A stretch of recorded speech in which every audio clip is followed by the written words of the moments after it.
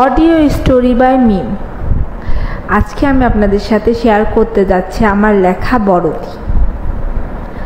কলকাতার এক ঠাকুর পরিবারে মোর বিয়ে হয়েছে। এই বাড়ির সবচেয়ে ছোট বউ বলে সবাই মাথায় তুলে রাখে, বিশেষ করে আমার বড় দিদি, মানে আমার ভাসুরের বউ। সে কোনোদিন আমাকে তার যা হিসেবে দেখেনি। আমি সব সময় তার বোনের মতো ছিলাম। সে সবসময় বলতো, হ্যাঁ রে ছোট, তোর মন খারাপে সবসময় তুই আমারে পাবি, তুই তো আমার আদরের ছোট বোন। আমিও হেসে বলতাম, তাও আবার বলতে গো দিদি। একদিন আমার খুব মন খারাপ হয়। এই পুজোতে আর পৈতৃক বাড়িতে যেতে পারি নাই। একা রুমে বসে চোখের পানি মুছি। তখনই খেয়াল করলাম সন্ধে নামবে।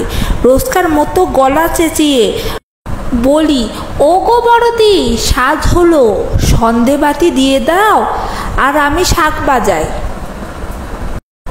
দিদিও চেঁচিয়ে বলল, হ্যাঁ বই কি। আমি আনমনে শাঁখ বাজাতে যাব, তখনই মনে পড়ল বড়দি তো আর বেঁচে নেই। গত পুজোতে সে পরলোক গমন করেছে।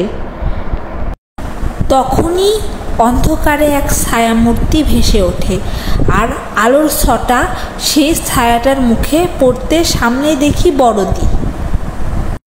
আর সে বলে ওঠে, মন খারাপ করিস না রে ছোট, আমি তোর আশেপাশেই আছি।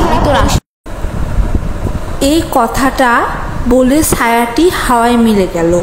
তখনই আমার তার বলে যাওয়া কথা মনে পড়ে গেল, আমি তো তোর সাথেই আছি রে ছোট। আর চোখ দিয়ে দু ফোঁটা অশ্রু গড়িয়ে পড়ল চোখের কোণে। সমাপ্তি। আশা করি গল্পটি আপনাদের ভালো লাগবে। এটা ছিল আমার লেখা অনুগল্প।